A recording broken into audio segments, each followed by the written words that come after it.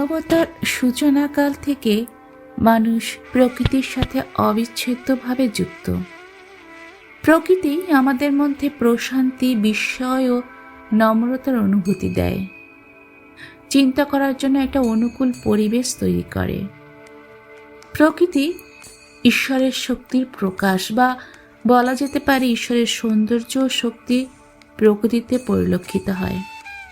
তাই প্রকৃতির সাথে যুক্ত হয়ে আমরা আমাদের মধ্যে আধ্যাত্মিক বিশ্বাসের অনুভূতি জাগিয়ে তুলতে পারি, ঈশ্বরের প্রতি একটা গভীর সংযোগ তৈরি করে নিতে পারি।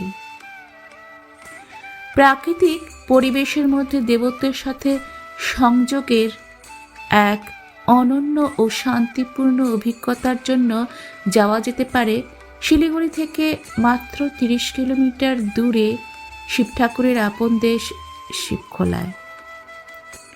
শিবখোলা যেতে গেলে মহানন্দা ওয়াইল্ড লাইফ স্যাংচুয়ারি বুক চিরে যাওয়া ন্যাশনাল হাইওয়ে 55 ধরে পৌঁছে যেতে হবে রংটং রেলওয়ে স্টেশন।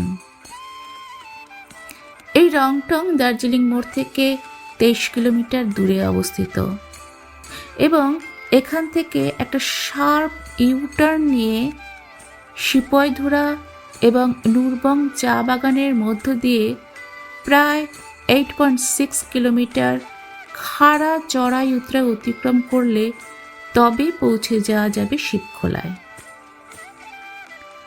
এখানকার পাহাড়ের একদিকটা ঢালে চা বাগান এবং অন্যদিকটা খাড়া উঠে গেছে। শিবখোলা যে অংশ বনাঞ্চল মুক্ত করে চা বাগান স্থাপন করা হয়েছে, সেখানকার গড় উষ্ণতা খানিকটা বেশি অনুভূত হয়। এই চা বাগানের সম্মিলিত নিস্তব্ধতা এক বিস্ময় এবং শান্তির অনুভূতি দেয়। রংটং হতে শিবখোলা যাওয়ার রাস্তাটি খুবই সংকীর্ণ এবং বর্তমানে পিডব্লিউডি দ্বারা সংস্কার হওয়ার কারণে পর্যটকদের জন্য সুগম হয়েছে। তবুও বলবো, এ রাস্তায় যেতে গেলে সুদক্ষ চালক হওয়া জরুরি। পথে চোখে পড়ে ছোট ছোট গুটি কয়েক দোকান, ঘরবাড়ি ও টিনের শেড দেওয়া বসার জায়গা, যেখানে প্রায়ই পায়হাঁটা পথিক এবং পর্যটকদের বসে থাকতে দেখা যায়। এখান থেকে মহানন্দা ওয়াইল্ড লাইফ স্যাংচুয়ারির কিছুটা অংশ দেখা যায়। মাঝে মাঝে ছোট বড় বিভিন্ন ঝর্ণা উপর থেকে নামতে দেখা যায়। বিভিন্ন ঋতুতে প্রকৃতির রূপ পরিবর্তন এখানে স্পষ্ট চোখে পড়ে। শীতের রুক্ষতাকে কাটিয়ে যখন বসন্তে আমি শিবখোলা গেলাম, তখন চতুর্দিকে সবুজের নরম আভা ছড়িয়ে পড়েছে। প্রকৃতিতে বয়ে চলা দক্ষিণা হাওয়ার মাতাল সমীরণে মনে হচ্ছিল, আজ খুলিও হৃদয় দল খুলিও, আজ ভুলিও আপন পর ভুলিও।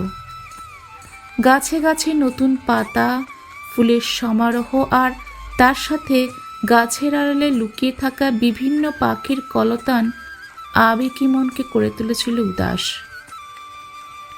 শিবখোলা বার্ড ওয়াচার্সদের জন্য একটা প্রিয় জায়গা। পথে বেশ কিছু পাখি প্রেমী দেখা যাবে যারা ক্যামেরায় জুম লেন্স নিয়ে এখানে ঠায় বসে থাকেন।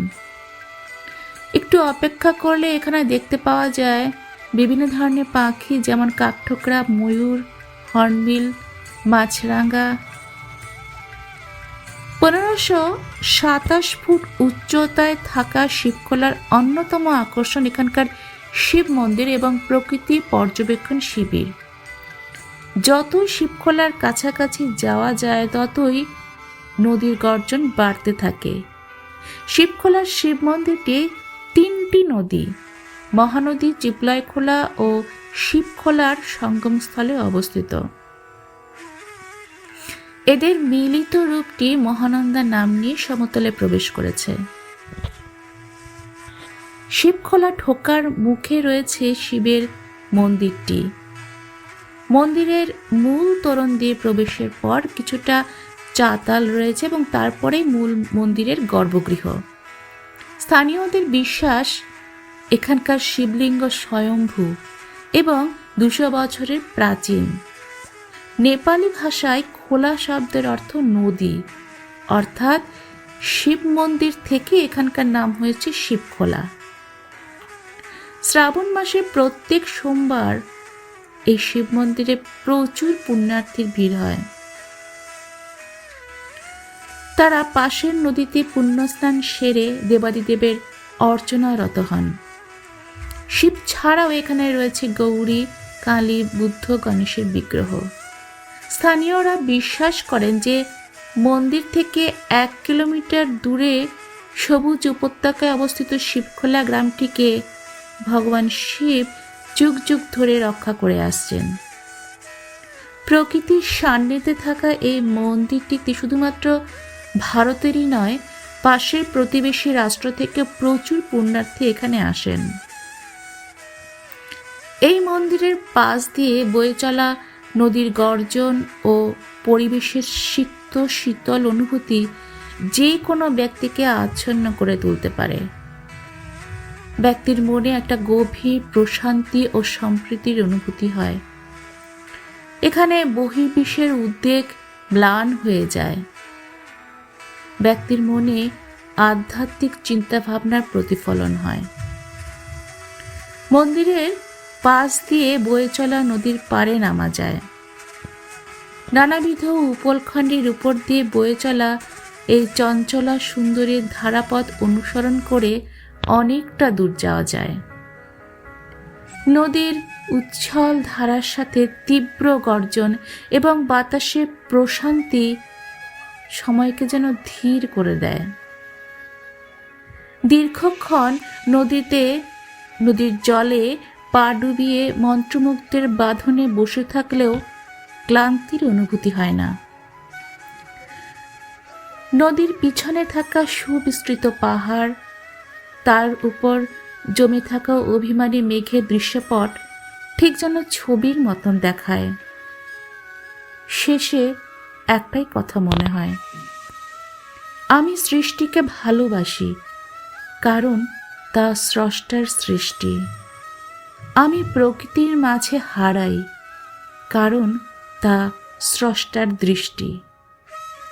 বন্ধুরা, আজ এ পর্যন্তই।